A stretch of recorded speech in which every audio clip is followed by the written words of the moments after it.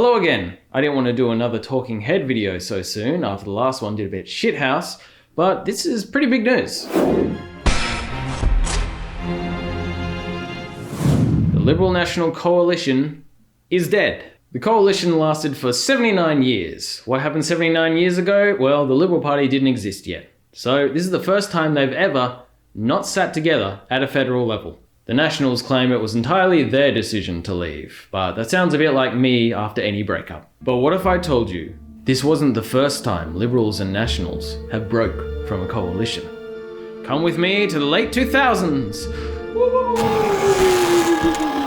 Kevin 07 craze had swept the nation, Labor was in its second term of government in WA, and Brendan Grills was leader of the WA Nationals. For those who were in country WA at the time, you may remember him as the guy on TV who had a lisp. If the Nationals win the balance of power, we'll make sure that essential workers who come to the regions are given decent houses and free rent. Housing our workforce. It's your call, Shorts. Does it affect the Nationals campaign when Brendan Grills has a lisp?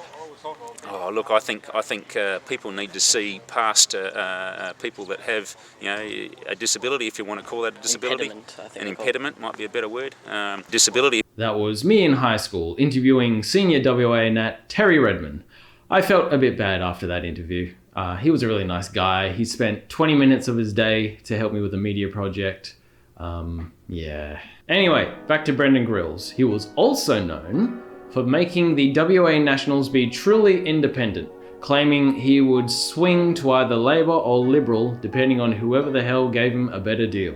In 2008, the Liberals were doing terribly in WA. They had Troy Buswell as their leader, and he'd been caught sniffing the chair of females in his office. So old seat sniffer. He didn't sniff any of the seats or anything, did he? They were so desperate, they went back to the guy who lost them the last election, Colin Barnett. Barnett was seen as a bit hopeless himself because of that election loss and his uranium policy. Mr. Barnett, WA doesn't need uranium mining, and it doesn't need nuclear waste. Yes, they do. They do. Colin Barnett, too risky.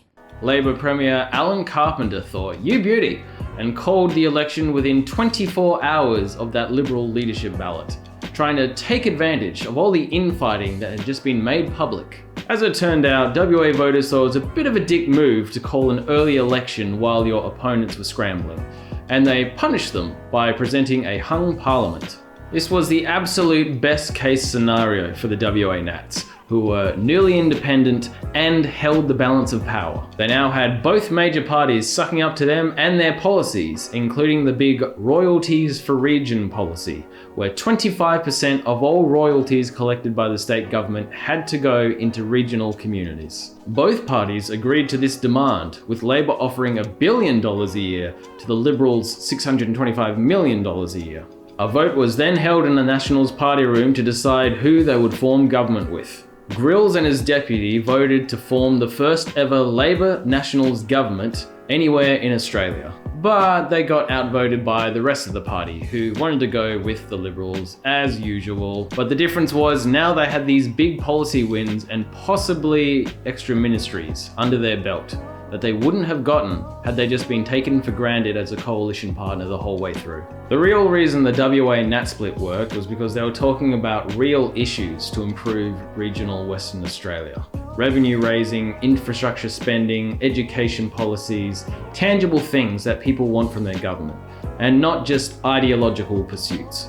Littleproud is saying some of the right things to go down that path. Energy generation, regional funding, supermarket breakup powers. These are why he claims they've left the Liberals. The only problem is, I don't believe it.